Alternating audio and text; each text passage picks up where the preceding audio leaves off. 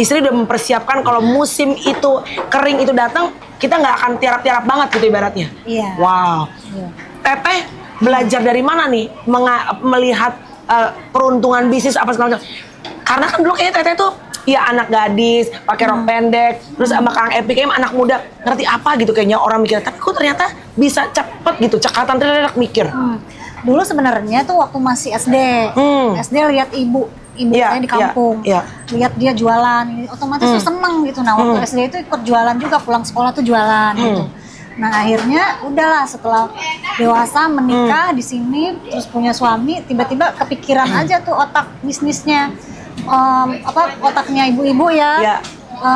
Kita di Kalibata. Pikirannya udah nyampe ke Bandung tuh, ini harus gini gitu.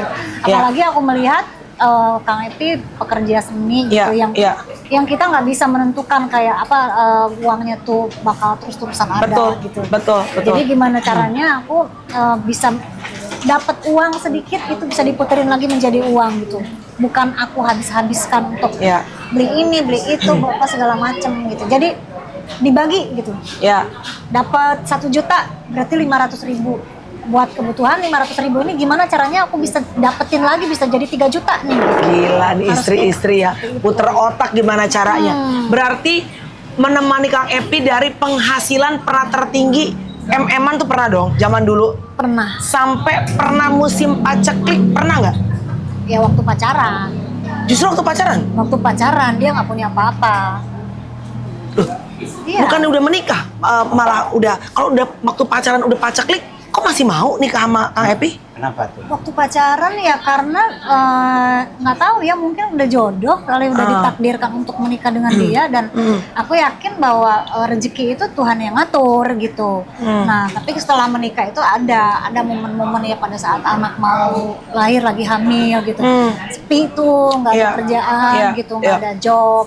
Tapi ya itulah, maksudnya ada tabungan sedikit ya, harus gimana caranya itu cukup untuk biaya lahiran, waktu itu untuk biaya ngontrak, kan waktu itu kita sempat ngontrak ya, ngontrak yang 3 petak itu, sampai akhirnya bener-bener nggak ada, sampai ngegadein cincin tunangan tuh, cincin kawin. Yang bener Teh.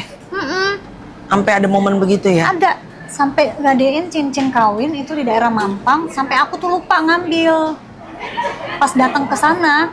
Karena kan udah lama banget nggak ada job, untuk nebus itu nggak ada duit, sampai lupa. Datanglah ke tempat itu, gadein itu cincin.